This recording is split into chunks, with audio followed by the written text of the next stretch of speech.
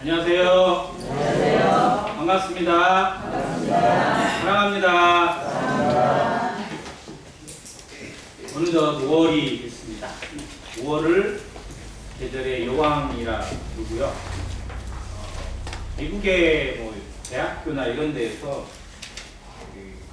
예쁜 여자들, 제일 화려하고 예쁜 여자들을 뽑는 행사를 많이 하는데 그 대상을 뭐라고 하냐면 5월의 여왕 해가지고 메이핀 무슨 그 가장 어떻게 보면 사람이 지내기에 제일 좋은 계절이라고 얘기를 하는데 모르겠어요. 요즘엔 5월이 그 여름 같아가지고. 근데 아무튼 지금 날씨는 제일 좋은 것 같습니다. 아무튼 이러한 화사한 날 가운데 더욱 주님으로 즐거워하고 또 다음 주에는 또 뜻하게 야외에 나가게 됐는데 정말 주님을 늘 만끽하고 누리면서 대신 그 은혜에 보답하는 삶, 이게 예배잖아요.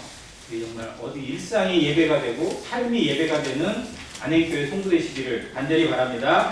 네. 오늘 그 말씀은 약간 좀 무거울 수도 있고 아플 수도 있지만 이 말씀을 좀 주셔서 같이 나누기를 원합니다. 요한계시록 2장 1절입니다. 요한계시록 2장 1절부터 5절까지 먼저 같이 읽고 가겠습니다. 한번 너무나 잘 아는 말씀이지만 같이 정말 하나님이 주님이 지금 우리에게 나에게 이 말씀을 주고 계신다 생각하고 같이 한번 찬찬히 읽어보겠습니다. 1절부터 시작.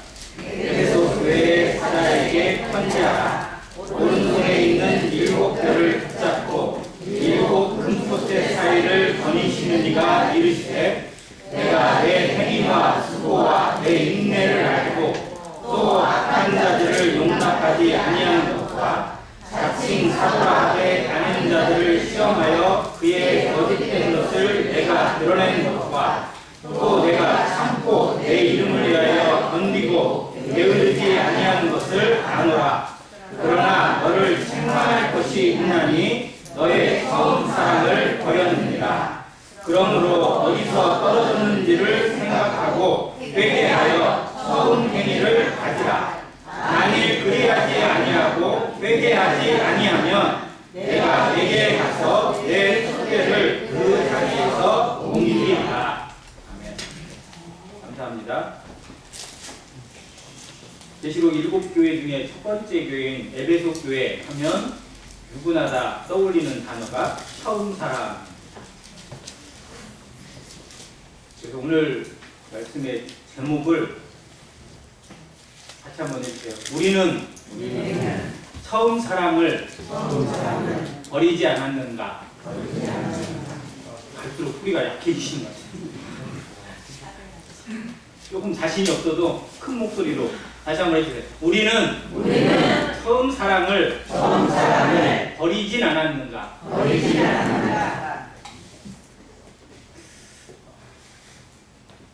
무거운 주제이긴 한데 정말 이 시대에 좀 주님이 주시는 경고라고 생각이 되고 또 우리의 남겨진 삶과 교회의 사명을 위해서 또 언제 주님이 오실지 모르는 그때를 준비하는 마음에 정말 이 처음 사랑이라는 단어를 떠올리지 않을 수가 없겠습니다. 그래서 우리의 처음 사랑이 어떠했는지 정말 진정한 처음 사랑은 무엇인지 성경이 말하는 이 처음 사랑에 대해서 살펴보고 또 우리의 삶의 이 부분이 얼마나 큰 영향력이 있었고 뜨거움이 있었는지를 다시 한번 생각하고 그것을 조금이라도 붙잡기 위해서 회복하고 그것을 얻기 위해서 회개하고 그것을 얻어가기 위해서 노력하는 그리고 내달리는 안행교회 되기를 간절히 바라는 마음으로 이 한 시간 주님께서 주시는 말씀으로 듣게 되기를 간절히 바랍니다. 계시록 7교회는 어떤 사람들은 뭐 시대적으로 교회사 2000년을 시대적으로 구분해서 지금은 라오디게 시대라고 이런 식으로 분석을 하기도 합니다. 틀린 것은 아닌 것 같아요. 그런데 결코 맞는 것도 아닙니다. 7교회는 어느 교회 시대에나 항상 있어 왔습니다. 즉 어떤 시대든지 그 일곱 교회의 모습을 가지고 있습니다. 그러면 지금 이 시대에도 일곱 교회의 모습이 동시에 존재하고 있습니다. 에베소 교회 같은 모습으로 정말 잘하는데도 불구하고 뭔가 아쉬운 교회가 있고, 라오디게아 교회처럼 엉터리로 정말 하나님 앞에 살아가는 그런 교회도 있을 수 있고, 빌라델비아 교회처럼 정말 칭찬받을 수 있는 그런 교회도 존재하고 있습니다. 문제는 우리가 어떤 교회냐는 거예요. 내가 어떤 교회냐는 겁니다. 우리의 교회는, 나의 교회는, 나는 지금 이 교회의 모습 가운데 비춰볼 때 어떠한 상태에 머물러 있고 어떠한 모습으로 주님 앞에 서 있는지를 정직한 마음, 신앙의 양심으로 들여다볼 수 있어야 됩니다. 이게 말씀을 우리에게 주시는 이유예요. 나를 파헤치는 겁니다. 내 속마음. 사람들은 모르지만 사람들에겐 위선적인 것 그르쳐질 수 없습니다.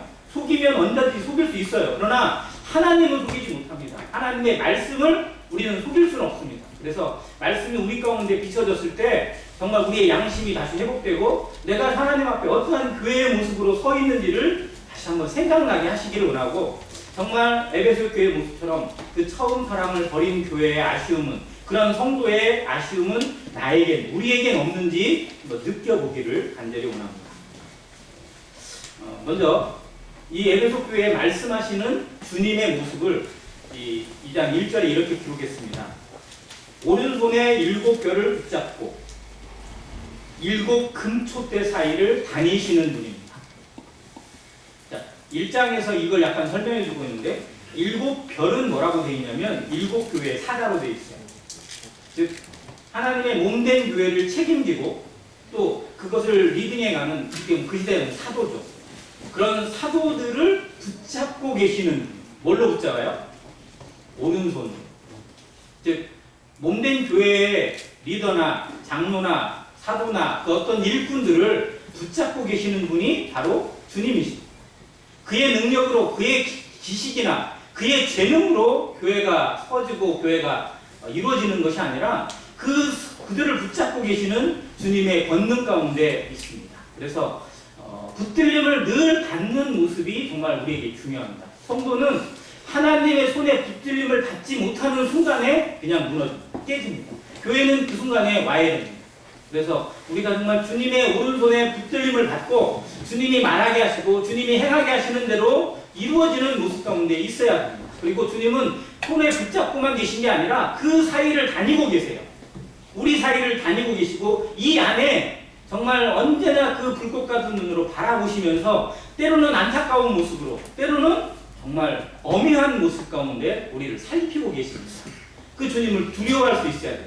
교회는 주님의 몸이고 주님의 지체들입니다.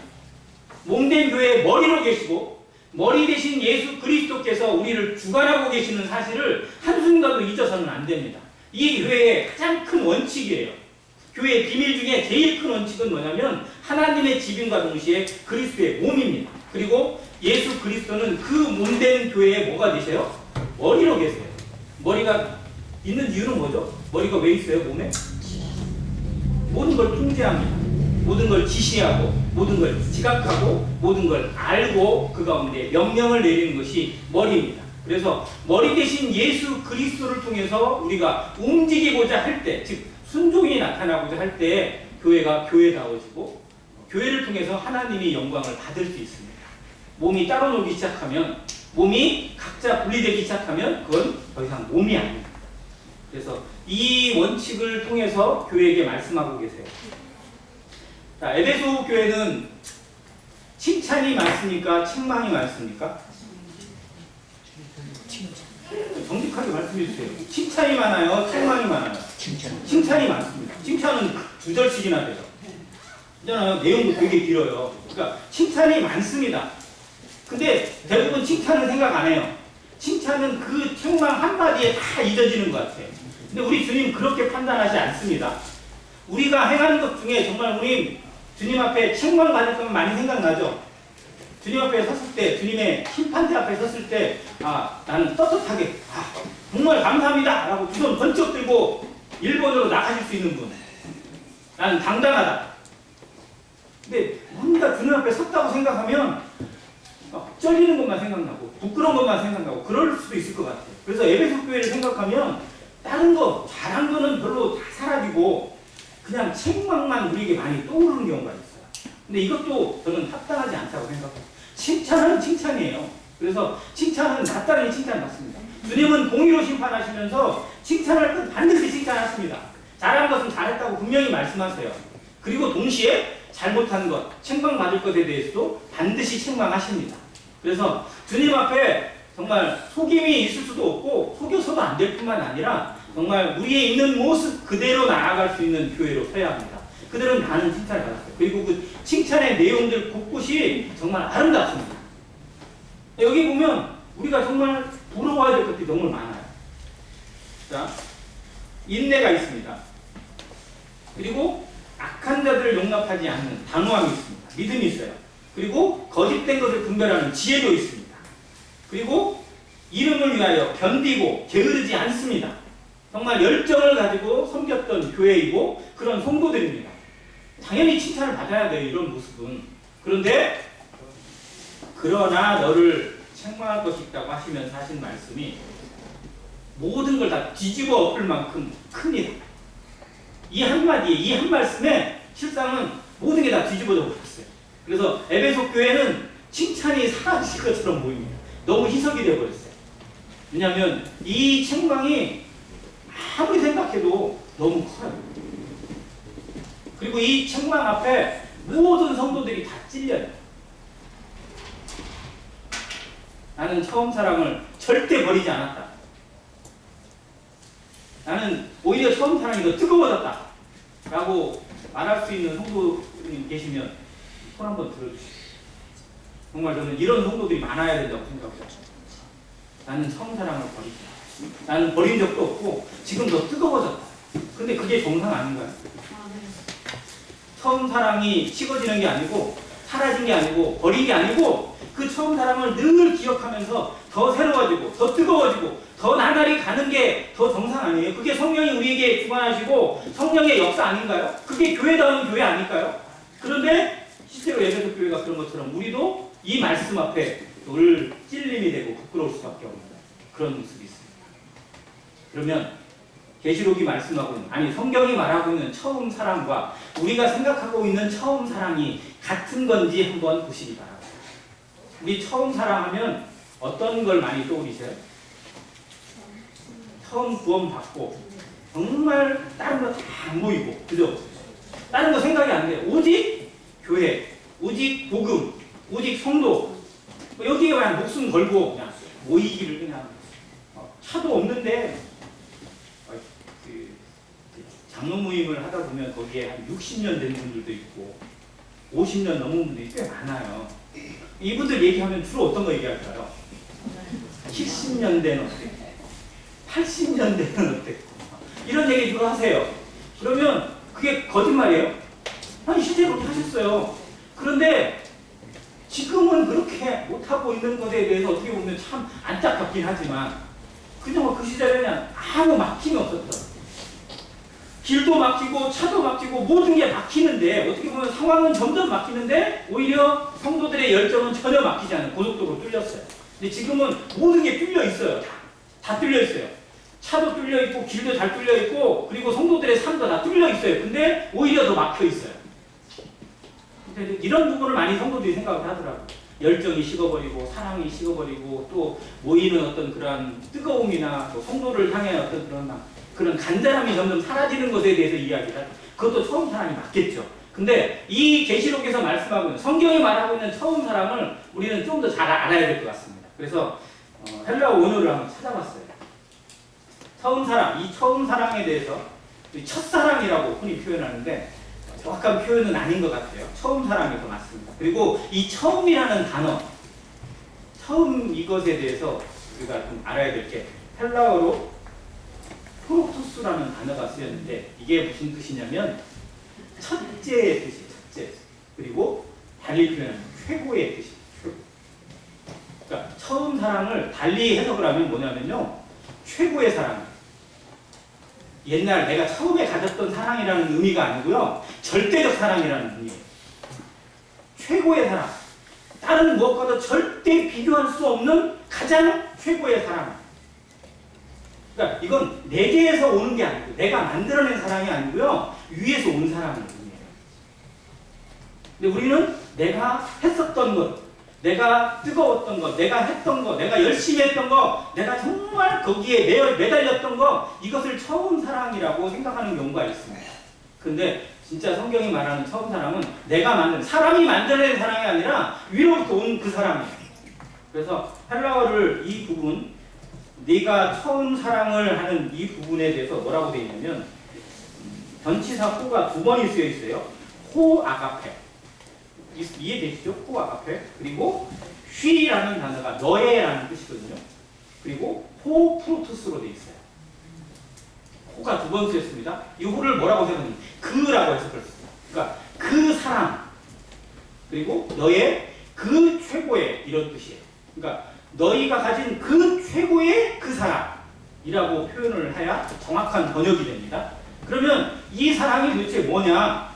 우리가 만들어내고 우리가 열정적으로 섬겼던 그 사랑의 기준이 아니라 하나님이 우리를 부르셨던 사랑, 예수 그리스도가 우리를 사랑하신 그 사랑입니다. 하나님이 어떻게 사랑하셨는지, 왜? 우리의 사랑은, 내가 만들어낸 사랑은요, 언제든지 식을 수밖에 없고 식어지게 되어 있어요. 그러나 하나님의 사랑, 하나님이 우리를 사랑하신 그 사랑은 절대 식지 않고 식을 수가 없고 점점 더 강렬해집니다. 그런데 뭘 잊어버린 거예요? 뭘 놓친 거예요? 그 사랑을 놓친 거예요. 이게 왜 놓쳤는지를 뒤에 살펴봐야 돼요. 그러니까 하나님께서 나를 사랑하신 그 사랑에 붙들려 있을 때, 그 사랑만 모였을 때, 그 사랑에 내가 그냥 푹 잠겨져 있을 때가 처음 사랑이에요. 내가 뭘 하냐 하나가 중요한 게 아니고 정말 그 사랑이 내 삶을 주관하고 있고 내 모든 걸 지배하고 있고 그리고 다른 모든 걸 초월하는 모습으로 내 마음에 가득 차 있을 때, 채워져 있을 때, 충만입니다. 충만. 그 사랑으로 충만되어 있던 그 사랑을 처음 사랑이라고 표현했어요. 이건 그 누구도 침범할 수가 없습니다. 그 누구도 깨뜨릴 수가 없고 그 무엇도 대체할 수가 없어요. 돈이 와도, 핍박이 와도, 죽음이 와도, 그리고 그보다 더한 것이 오도 절대 흔들릴 수가 없는 사랑이었어요. 그게 초대교회가 가지고 있었던 사랑이었고, 주님 앞에 살아간, 정말 뜨거운 열정으로 살아간 성도들이 가지고 있었던 사랑입니다. 그들은 자기의 노력으로 그걸 만들어내지 않았어요. 그냥 거기에 매달렸어요. 그것이 자기들을 움직였고 그 사랑에 그냥 녹아져서 움직였어요. 누가 말릴 수가 없어요. 그야말로 미친 사람이었어요. 그러니까 우리가 정말 주님 앞에 그런 모습으로 살았던 적이 분명히 있어요. 다른 게 안 보여요. 분명히 인간적으로 보면, 육신적으로 보면 지금 거기에 들일 수가 없고 거기에 갇힐 수가 없고 거기에 갈 수가 없어요. 왜? 할 일이 너무 많으니까. 그런데 몸이 말을 안 들어요. 계속 여기서 주장하는 거예요. 그냥 가라는 거예요. 하라는 겁니다. 들리라는 거예요. 왜? 나보다, 내 생각보다 더 초월하는 그 사랑이 나를 움직이고 있는 거예요. 이게 처음 사랑. 내가 통제할 수 있는 수준이 아니에요. 우리의 수준을 뛰어넘은, 우리의 통제의 기준을 뛰어넘은 하나님의 그 절대적인 주권 사랑이 바로 처음 사랑입니다. 교회는 그렇게 탄생했고 교회의 사도들은, 성도들은 그렇게 살았습니다. 그런데 어느 순간에 그걸 어떻게 했다는 거예요? 버렸다는 거예요. 자, 여기 버렸다는 표현하고 우리가 좀 착각할 수 있는 게 잊어버린 거라고 생각할 수 있는 부분이 있어요. 잃어버린 것과 버린 것의 차이가 뭘까요? 잃어버린 것과 버린 것의 차이 뭐예요? 버렸다는 건 고의성이 들어가 있어요. 잃어버렸다는 건 그건 어쩔 수 없는 그런 상황도 있어요. 우리는 처음 사랑을 잃어버렸어요? 버렸어요? 성경은 우리에게 버렸다고 말합니다. 이 고의성을 포함하고 있어요. 고의적으로 버렸다는 겁니다. 하나님 앞에 하나님이 나를 사랑하신 그 사랑을 배신했다는 의미고요. 그 사랑에 반역했다는 의미가 이 버렸다는 의미예요. 이게 법률적인 용어인데 구체적인 의미는 뭐냐면 석방이라는 의미가 있어요. 구속에서 놓아줍니다. 즉 하나님의 사랑이, 처음 사랑이 우리를 완전하게 구속하고 있었어요. 붙들고 있었어요. 다른 것을 절대 생각지도 못하고 다른 것을 감히 헤아릴 수 없는 상태로 우리를 꽁꽁 묶어놓은 그 사랑이 실상은 어떻게 되냐? 풀어져 버렸어요. 석방돼 버렸어요. 해방됐어 버렸어요. 스스로 해방했어요. 이게 버린 거예요. 즉 나에게 만약에 그 사랑 아니어도 돼. 그 사랑 말고 다른 걸로 갈 거야 라고. 그 아가페 사랑이 아닌 내 기준의 사랑으로 사랑하고 내 기준의 사랑으로 행하고 내 기준대로 살 거야 라고 스스로 버렸다는 겁니다.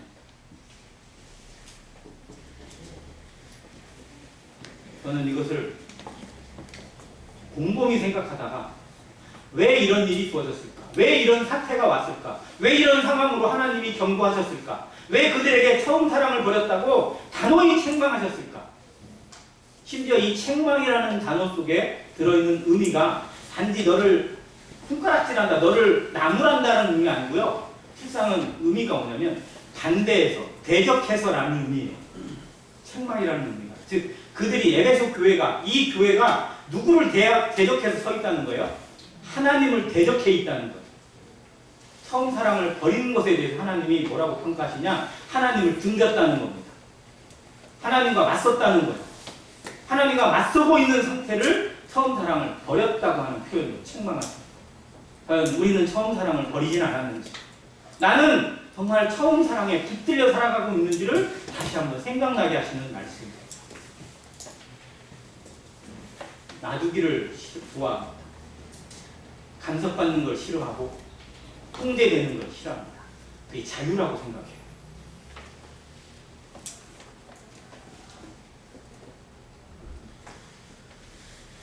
길가를 가던 나그네가 물속에서 막 이렇게 하는 물고기를, 그 물고기가 어디에 들어있었냐면 어항 속에 들어있었어요.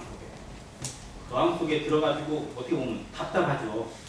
이 어항 속에서 거기서밖에 못하니까 얼마나 답답하겠어요. 그러니까 이 지나가는 나그네가 이 물고기에게 자유를 주고 싶어가지고 어떻게 했을까요? 물고기를 꺼내가지고 땅바닥에 던집니다. 자유를 줬죠?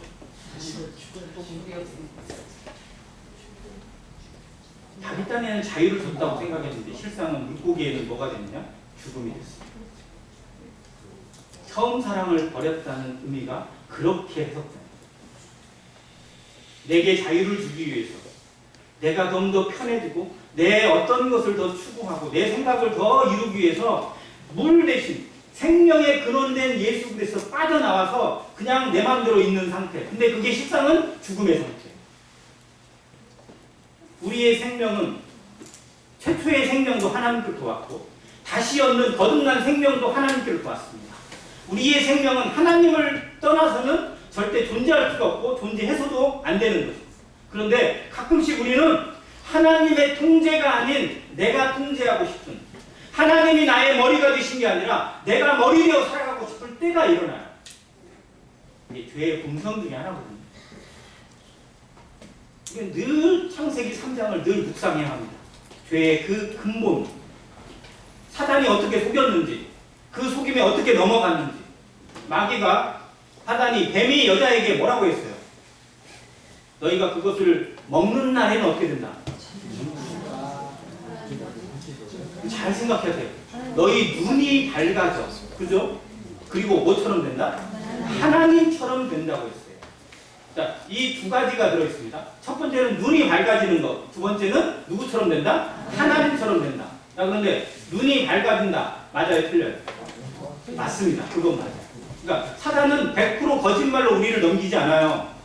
50% 정도, 아니 그 이상의 거짓말로 우리를 뺍니다. 이게 있으면 당연히 좋아요. 이게 있으면 당연히 자유스러워요. 이게 있으면 당연히 좋은 것 같아요. 거짓말이 아니에요. 근데 그 뒤가 거짓말이에요. 눈이 밝아지면 하나님처럼 되는 거예요. 그러면 하나님은 눈이 밝으신 분, 그것으로 끝나요? 그게 아니잖아요. 근데 마귀는 그것으로 속인 거예요.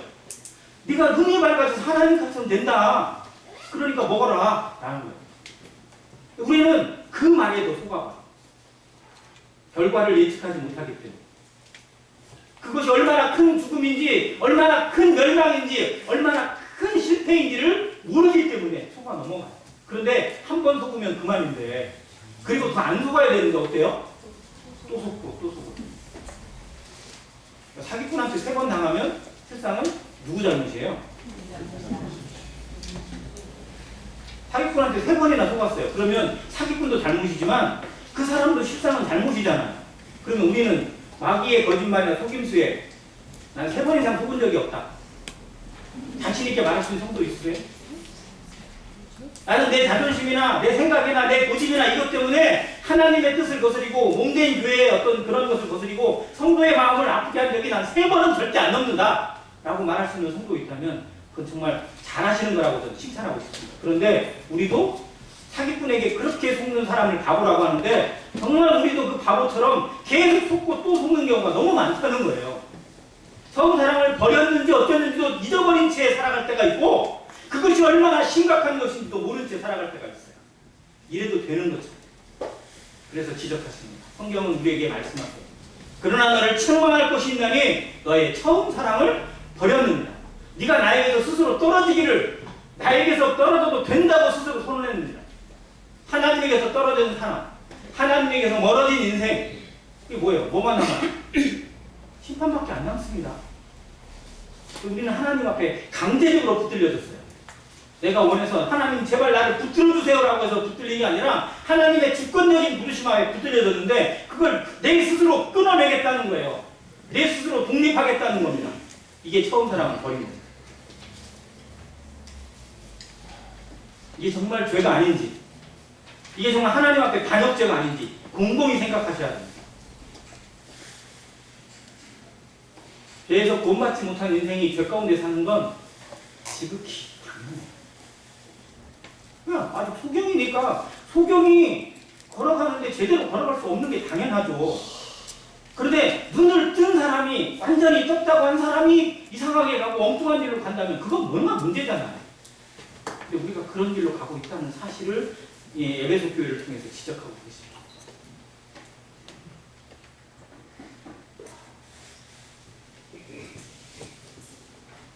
그러면 우리는 하나님께서 주시는 모범 답안을 찾기를 원합니다. 하나님은 책망만 하지 않고 책망하시고 나서 그 뒤에 반드시 대안을 제시해 주십니다. 하나님의 인자하심이고 성령의 긍휼하심. 4절에는 책망이었지만 5절에는 대안이 나옵니다. 5절을 앞부분만 같이 한번 읽겠습니다. 5절 시작. 그러므로 어디서 떨어졌는지를 생각하고 회개하여 처음 행위를 가지라. 여기까지. 그러므로예요. 자, 처음 사랑을 버린 교회, 처음 사랑을 버린 성도들에게 하나님께서 내가 너를 징계하겠다, 너를 심판하겠다, 너를 버리겠다가 아니에요. 하나님은 정말 우리의 상태를 너무 잘 아시고 우리의 중심을 아시기 때문에 우리가 다시 돌아오기를 늘 기다리고 계속해서 촉구하십니다. 하나님은 모든 사람이 구원을 받으며 진리라는 데 이르기를 원하실 뿐만 아니라 모든 성도들이 이 진리 가운데서 행하는 걸 기뻐하세요. 사도 바울이 빌레몬서에 한 서신 내용 중에 내가 성도들이 진리 가운데 행한다는 것을 듣는 것보다 더 기쁜 게 없다고. 이게 하나님의 마음이잖아요. 성도가 진리 가운데서 행하고 하나님의 말씀 가운데 행하는 것을 누가 가장 기뻐하시겠어요? 하나님이 가장 기뻐하십니다. 그래서 계속 대안을 주시고 말씀을 주시는 거예요. 하나님께서 우리에게 보여주시는 말씀, 우리에게 들려주시는 말씀, 바로 하나님입니다. 요한복음 1장 1절에 있는 위대한 선언처럼 태초에 말씀이 계시니라. 이 말씀이 누구와 함께? 하나님과 함께 계셨으니 이 말씀은 곧 하나님이십니다. 그러면 우리는 말씀을 들을 때 정말 하나님으로 듣고 있느냐 아니면 그냥 말로 듣고 있느냐의 차이예요. 하나님으로 듣기 시작하면, 하나님으로 들리기 시작하면, 하나님으로 받기 시작하면 당연히 그 안에 뭐가 나타나요? 변화가 옵니다. 근데 우리 삶의 변화가 안 나타나는 건 결국은 그것을 말씀을 하나님으로 받는 게 아니라 뭘로 받는 거예요? 말로 받는 거예요. 하나님이 왔는데 성령이 우리 가운데 임재하고 있는데 아무런 변화가 안 나타난다? 뭔가 잘못된 거예요.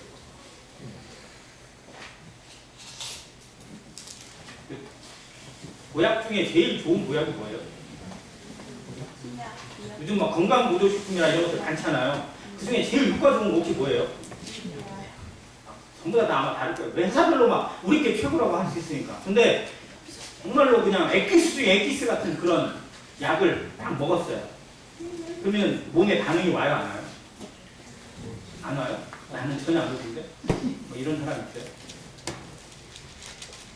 우린 산삼 드셔보신 분 계세요? 산삼? 한 100년 묵은 산삼 이런 거. 1년짜리 산삼이란 그건 저도 먹어봤어요. 그건 솔직히 잘 모르겠더라고. 한 100년 묵은 산삼을 먹어보면 몸에 어떨 것 같으세요? 뭔가 있을 것 같지 않아요? 저는 직접 만나긴 했네요, 제가 그 사람. 근데 이 사람이 군대에 있을 때 강원도에서 근무를 했는데, 강원도 산골에, 깊은 산골에 뭐가 많을까요? 부대지, 막 그런 근무지나 이런 데 가보면 산삼보다 더 좋은 게 있대요. 이게 뭐냐면 자연산 더덕인데, 더덕이 막 진짜 막 한 몇십 년 묵었는지 그 속 안에, 더덕 안에 물이 차 있더래요. 그게 지금 오래된 더덕이라고 그래요. 그게 실제로 뭐 산삼보다 좋은 뭐 그런 거 얘기하더라고요. 근데 이 사람이 그걸 캤대요. 부대에서 있다가 냄새가 하도 많이 나서 캤대요. 근데 캤는데 그걸 딱 보는 순간에 어떻게 했어요?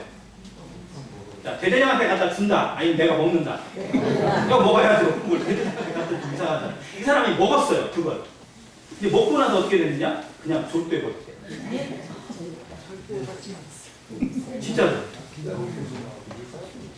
아니 이게 썩은 물을 먹어서 졸도를 한 것인지 아니면 너무 약효가 세서 졸도를 했는지 모르겠는데 진짜로 그냥 쓰러져가지고 며칠 거의 묵혀날 정도로 있었대요.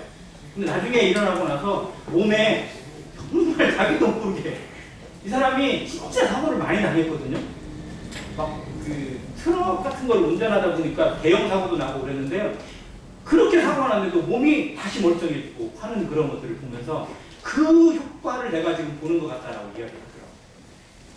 그 몸의 반응을 제가 한번 이렇게 들으면서 정말 진짜일까 어쩔까 나도 한번 더덕 한번 펴볼까 이 생각이 들긴 했는데 진짜 이 약효를 그냥 받으면요 몸의 반응이 오는 게 너무 당연해요.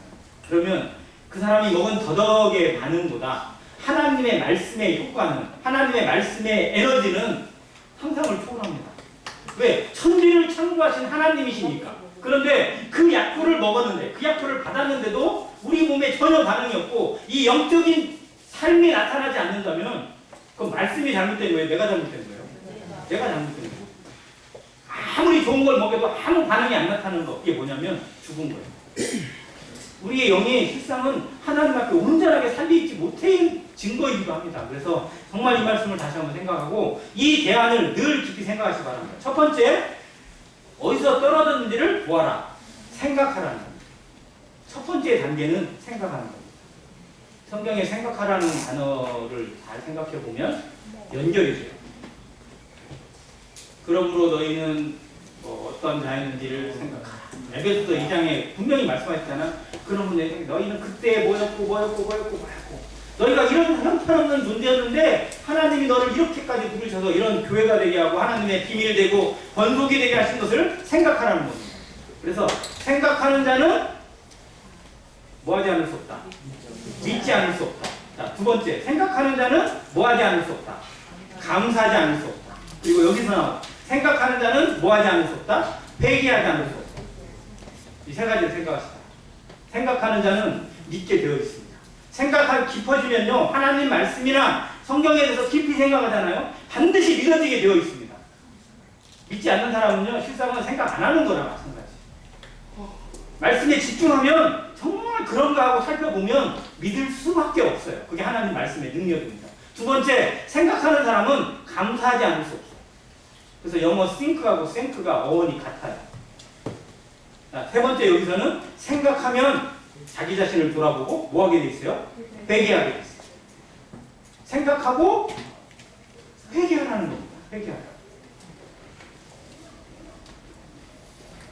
우리 모임에 조금 잘못된, 예전에 이게 정말 저는 진짜 왜 그런 게 왔는지 모르겠어요. 근데 우리 모임에서 첫 번째 잘못된 주장 중에 하나가 회개는 일생에 한 번이면 된다 라고 하는 주장이었어요.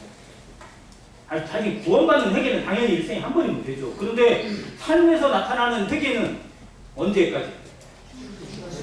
죽을 날까지. 얼마나? 열흘에 한 번씩? 일주일에 한 번씩? 아니죠. 언제?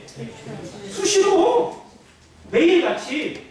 우리가 자백기도 왜 해요? 왜 돌아보는 기도를 하고 왜 엎드립니까? 정말 그 안에서 회개가 일어나지 않는다면 그건 기도하는 게 아니에요. 정말 기도의 본질은 회개에 있습니다.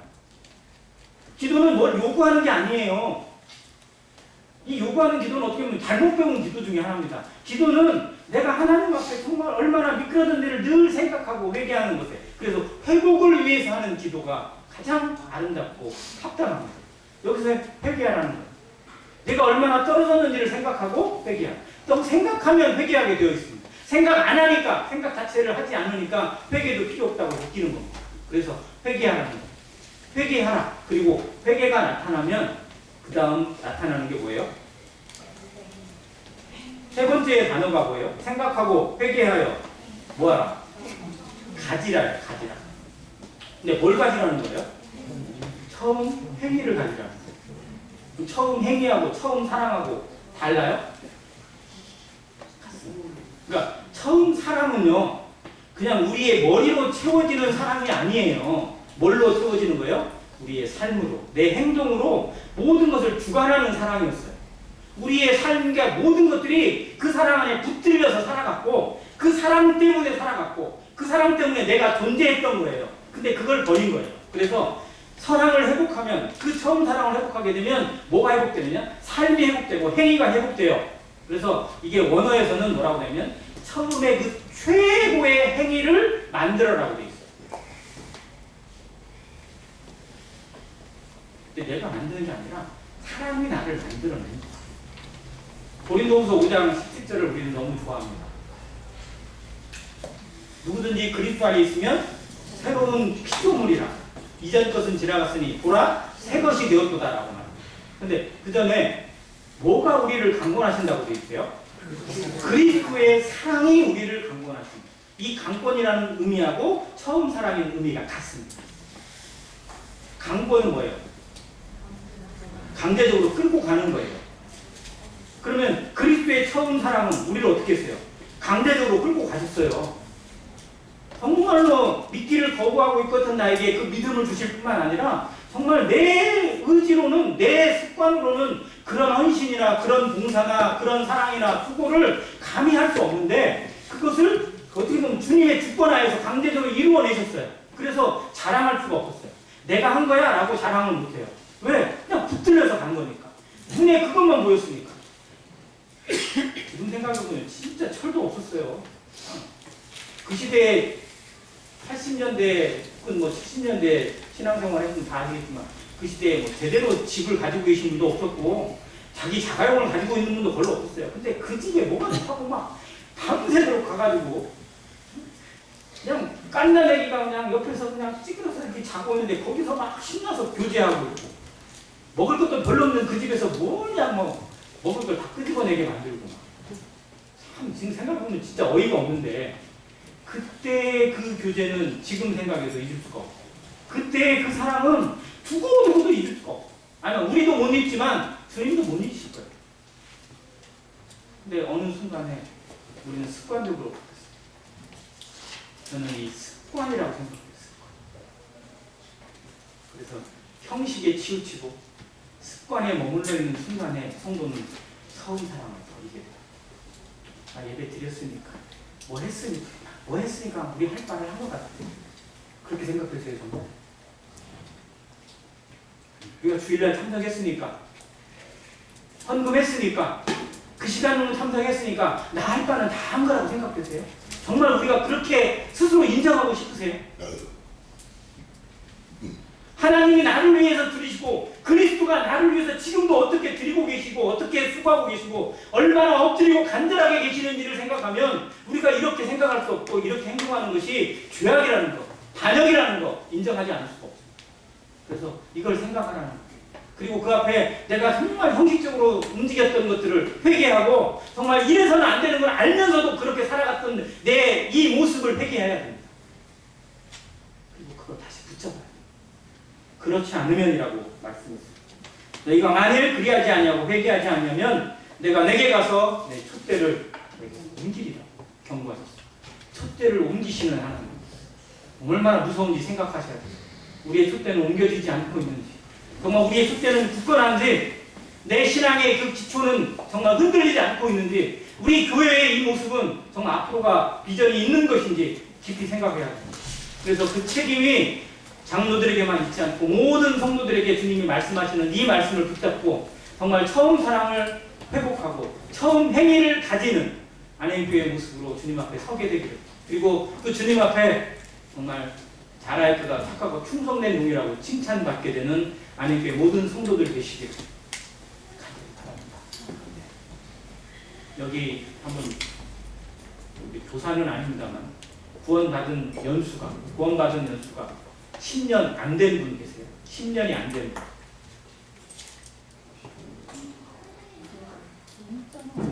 10년 안 된 분. 폰에 뽑네요. 폰에 뽑아. 정말 우리가 이 처음 사랑을 버리지 않고 온전하게 잡아왔더라면, 그 가운데 계속해서 머물러 있었더라면 우리 교회가 어땠지? 나의 신앙이 어떠했을지, 우리의 영역이, 우리의 영향력이 어떠했을지를 이제 정말 기억해야 됩니다. 그것을 놓치고 살아왔고, 그것을 그래도 되는 것처럼 착하고 살아왔고, 거기에 허송세월을 보내면서 지내온 시간들이 사단이 얼마나 기뻐하고 주님이 얼마나 안타까워한 시간이었는지를 다시 한번 생각해야 돼요. 그래서 앞으로 남은 시간은 세월을 아끼는 마음으로 헛되이 보내지 않고, 기회가 왔을 때 그 기회를 붙잡는 간절함으로 매달리고 그것을 놓치지 않겠다는 절박함으로 살아가는 안행교회 모든 성도 되시기를 간절히 원합니다. 이상입니다.